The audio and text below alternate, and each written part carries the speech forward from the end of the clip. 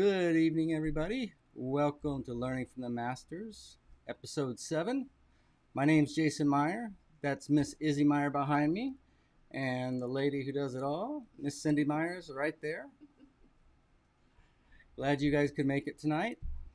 So we're going to continue with visual power, but we're going to see how to create distance using visual power tonight. So we'll start with the masters. As usual, you'll have a little demo. We'll see a little student work, and then we'll go over the exercise for next week.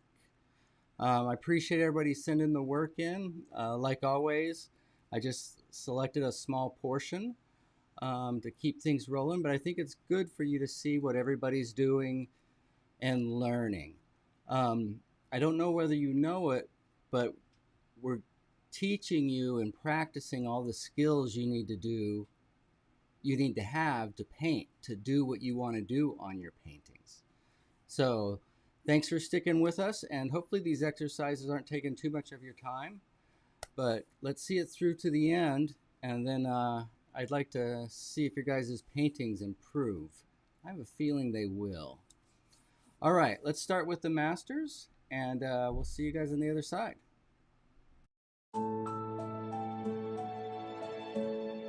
The masters know how to bring an entirely new dimension to the flat surface they are working upon. Indeed, one of their top priorities is creating a three-dimensional illusion on a two-dimensional canvas.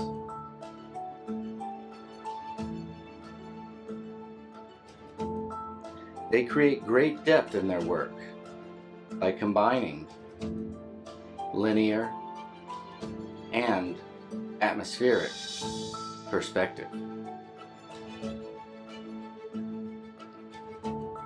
They create linear perspective using diminishing size. They create atmospheric perspective using diminishing tones and edges. By combining linear and atmospheric perspective, they transform an image into a world and invite us into it.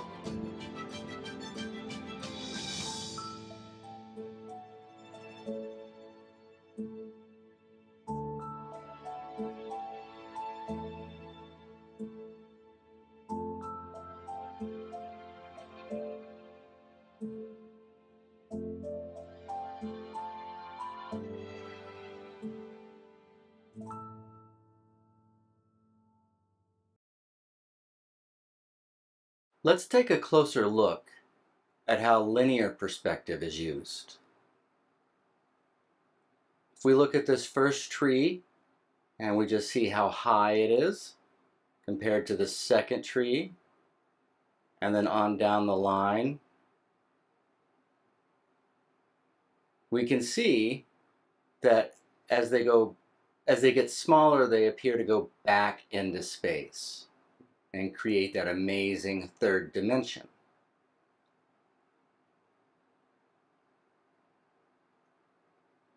If we remove the painting, it becomes obviously the size difference.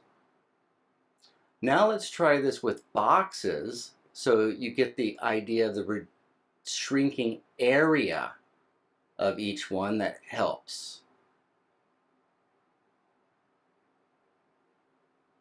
Right, so very obvious diminishing size. So let's take a closer look at how they handle atmospheric perspective. If we see these trees as they go back into space, they get lighter grayer or less visually impactful. This is where they all came from, so you can see it goes from near to far. And when we remove the painting, you can clearly see how the color weakens as it goes into space.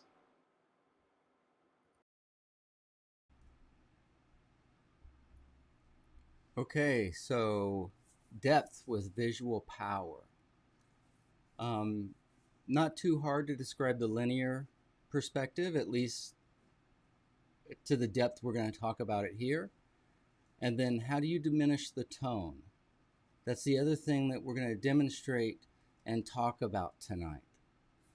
Okay, so we'll jump right into the demo here, and we're going to get a little bit more into linear and atmospheric perspective, but hopefully in a way that doesn't confuse you, but that's clarifying.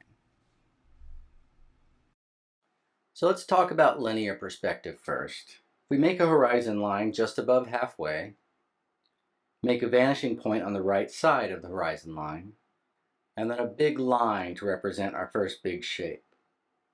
We'll have the dotted lines to the vanishing point, and then we can put some other lines in between those dotted lines. We'll box it out.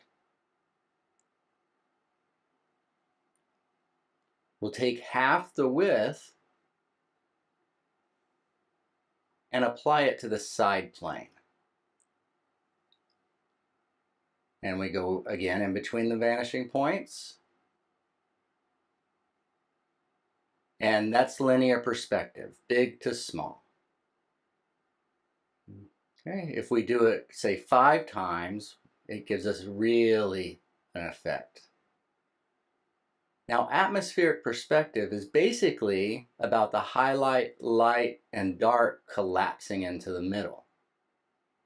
If we do that with no size change, it almost becomes a ghost-like image. But if we include the linear perspective or size change, it's very effective at saying distance. So with our regular crew here, highlight, light, middle, and dark, I mixed up my original crew on line 1. And then what I'm going to do on line 2 is mix a little bit of the middle in with my dark, in with my light, and in with my highlight. On line 3, I'm going to do more middle. And on line 4, I'm going to do even more middle. So we're weakening everything with the middle more and more as we go back into space. You see how much weaker the bottom pile is than the top pile? Okay, so that's going to be atmospheric perspective, and that's how we mix it up. So the highlight, light, and dark will collapse into the middle. Then to set this up, I'll use just a little bit real light of the dark.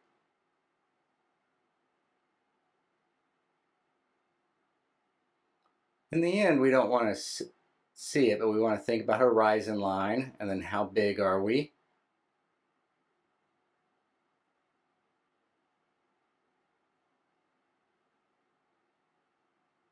So that'll be our first.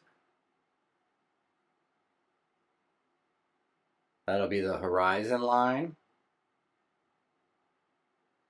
We'll make our vanishing point right there.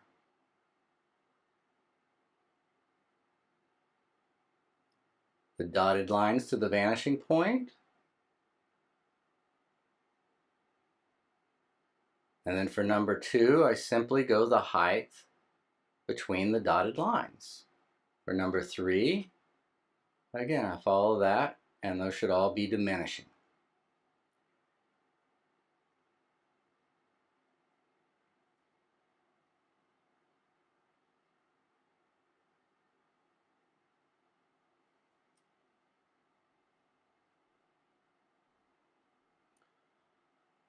So I'll start with the shadow.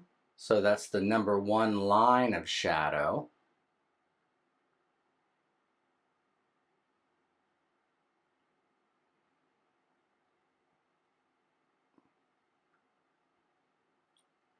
And that gives us the side of the box, or the shadow side of the box.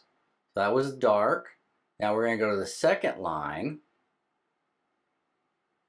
And what that second line is our first line of dark with a little bit of middle mixed in. So it'll be a little bit weaker.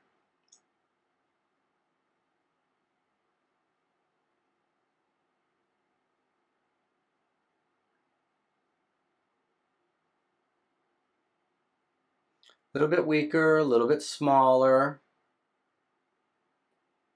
I got a little strong there, so weaken that up.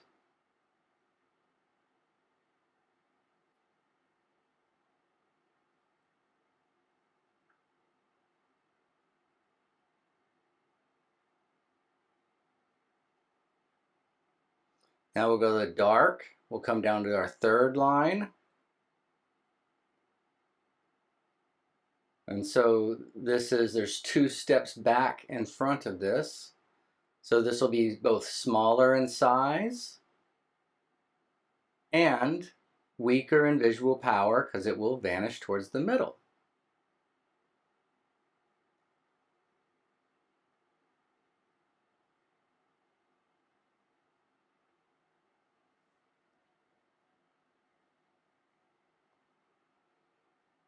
Then for our fourth, we'll come down to the fourth pile of dark, which has the most middle mixed in with it. And we're going to make this the smallest.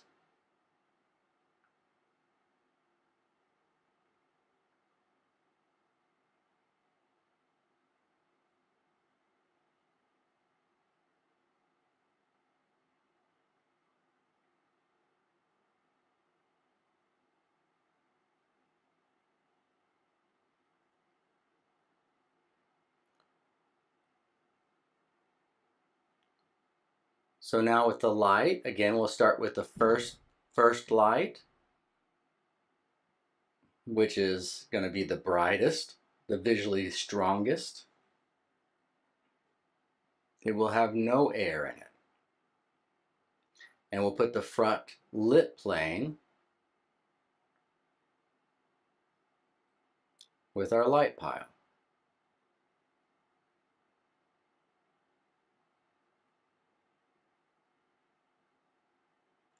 For number 2, we'll go down to number 2 on the light, and this has a little bit of middle mixed in with it. And that will go a little bit smaller on number 2. So we're reducing the visual power of the light and the dark, and we're reducing the size.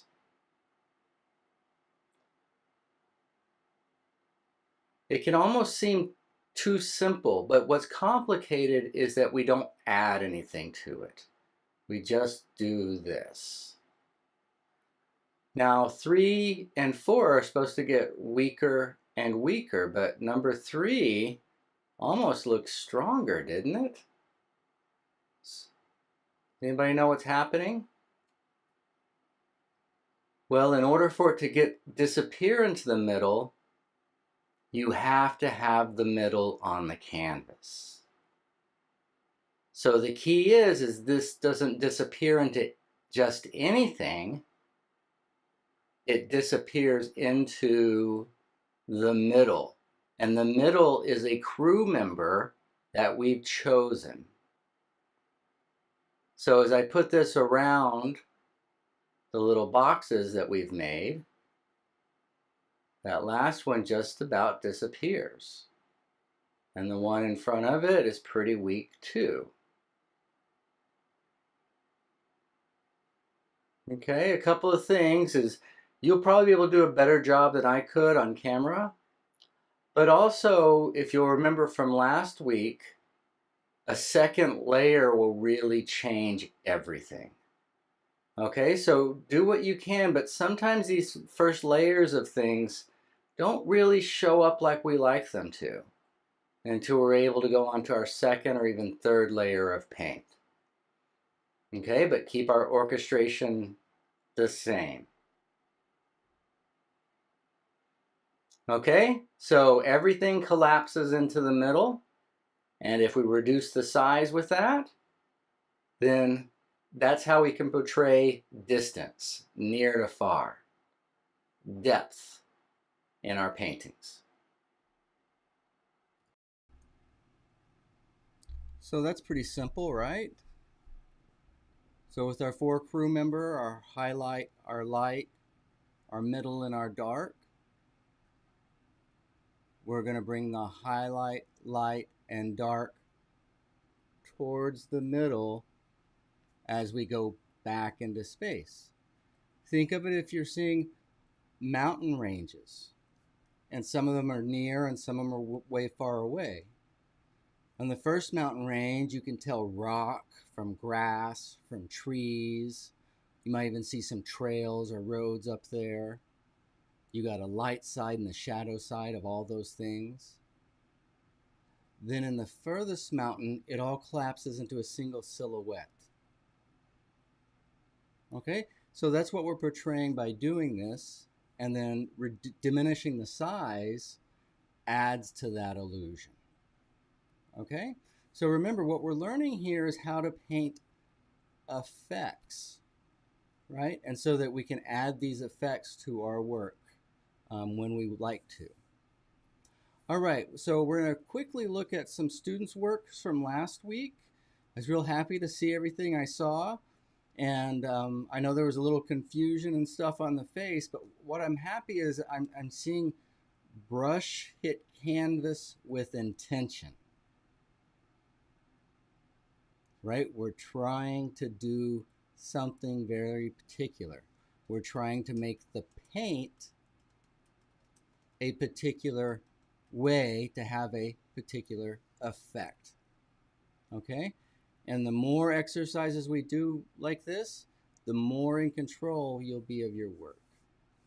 All right, so let's look at some students' work. And then I did take one student's landscape and applied a couple of these steps to it to show you how it'll end up looking.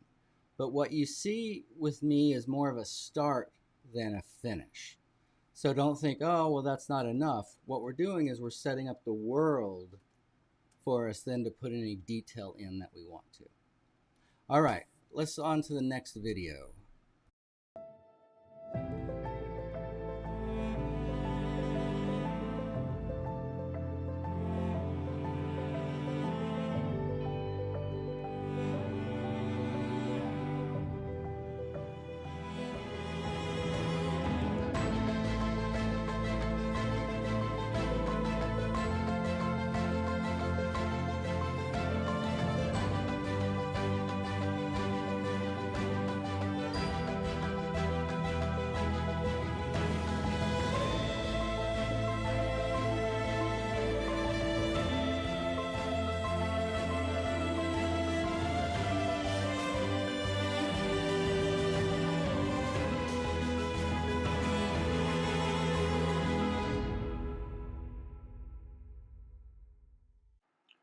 I wanted to take a quick look at a student's landscape and talk about how applying the size and the tone weakness can change it. So this was the first step, and here I've done the mountains the different sizes, but that was basically all I touched. And then if we get near to far on the grass and the lake, ooh, it throws us all back, right? Then there's one other thing we can do to dramatically increase the drama in here, but that's going to be the purview for another class. So just a quick example for you guys here.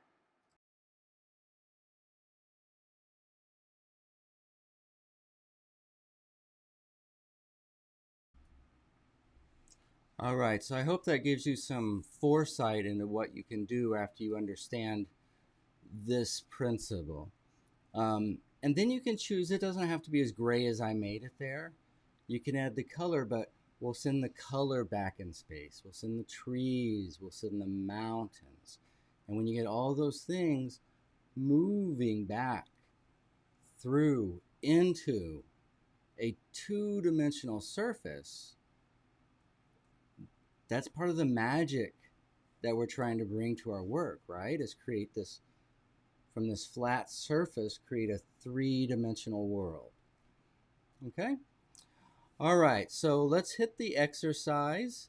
If anybody's got questions or whatever they'd like answered, maybe you can get that in the chat during the exercise. And then before we wrap up, I'd be happy to answer any questions. Okay? So for the exercise, you're basically going to repeat my demo. So we'll go back through that again, but I'll explain it a little different and remind you what you're doing. Right? I don't want anybody to have brain overload. This isn't really difficult. If you try to memorize everything, it can seem overwhelming. But we're just going to come back into space. There's 1. Here's line 2. Here's line 3. And there's line 4. Okay, that's the effect we want to have with our crew. And we're going to do it by bringing everything towards our middle value and color. For our exercise, you're going to do exactly what I did with the demo. So you'll start by mixing up your crew, a highlight, light, middle, and dark.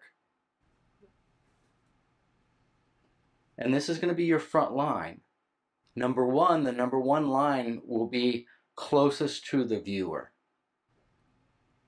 Then we want 3 more steps, with each step getting visually weaker, of highlight, light, and dark. The middle will stay the same.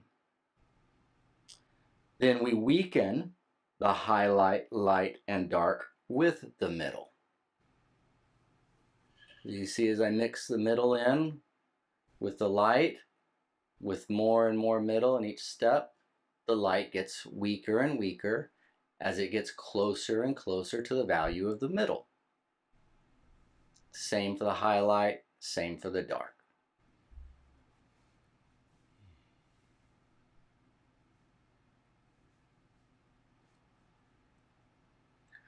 So with a little dark, I'm going to put some preparatory marks down.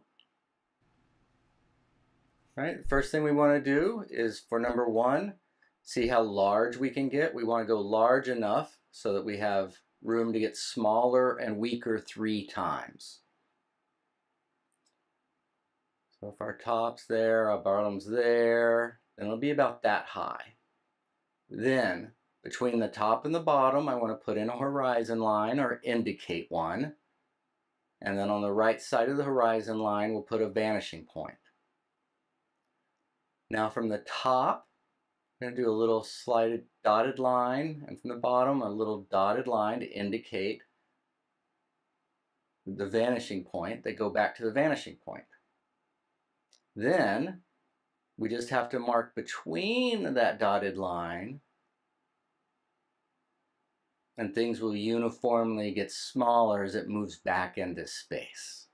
Or that's the illusion we will create. So we'll start with the dark, our first line that has no middle in it. It's the purest. It will also be the largest, right? So the visually strongest is also the visually largest.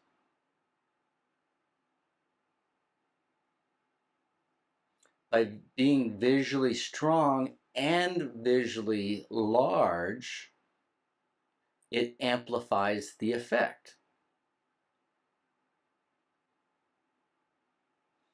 So for the second line, instead of going light, dark, light, dark, light, we want to go all darks and then lights, and that way we're not muddying up the paint. Then this will be smaller and visually weaker. Both of those things than number 1. Again, this is the shadow side on here. And admittedly, in trying to get this done very quickly on film and proving another point which will come up later, I bet you could do a better job than this demo. I'm going to challenge you to do a better job. And then number 3, right, that'll have more middle in it than number 2 did. And it will be physically smaller.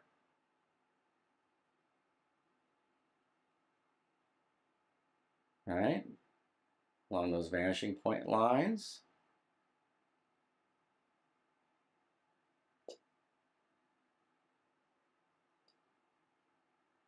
Guess what we do for number 4? You guessed it. We're going to add even more middle for number 4. And we're going to make that the smallest. So with it being visually weakest of them all and visually smaller, again, it amplifies the effect of it being weaker, especially compared to number 1. Okay, so let's get our light on there.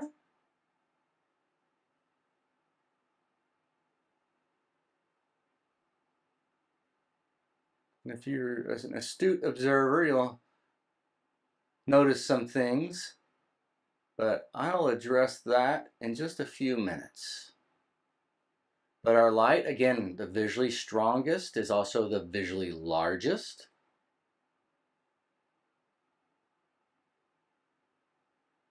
And then the light on the second one was added a little bit of middle to it so that it's visually weaker than number 1. And then we're going to make it visually smaller than number 1 as well.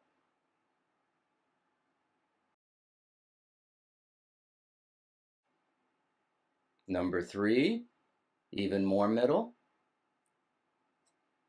and smaller than number 2. Okay, and that's going to be visually weaker. But wait, is that visually weaker? Well, it looked like it on the palette. It is not visually weaker. The reason being is that we're not painting these on our middle. Remember, you have to have the whole crew set up for it to work. So we have to create an atmosphere of our middle for this to actually work. And that's why I skipped the middle after the dark. Again, to show you and remind you of the importance of the whole scenario of all 4 values. And they work together, because visually weaker is only visually weaker in particular circumstances. If you recall, early on we had some swatches and I changed the background those swatches were sitting on, and it completely changed. Changes color, it changes the way the value looks, what's dark and what's light. Okay, so pretty simple, but as a reminder, this only works with the entire crew.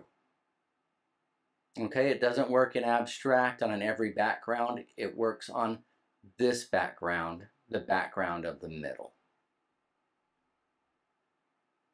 Okay, so see if you guys can do a better job.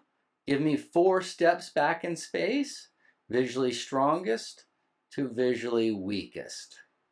And please send those in and we'll take a look at them next week. All right, everybody. I know it's not the most exciting thing to watch, but it's a necessary exercise for you to gain control. Okay, so one question we had come in was mixing the middle into all the piles is done after harmonizing. That's right. Thank you for, sometimes I shortcut, but we mix up the 4 crew members. That includes harmonizing, and then we can collapse things into the middle. Now, how does this differ from last week, where we kept everything on the same plane, but made them weaker? Do you guys remember?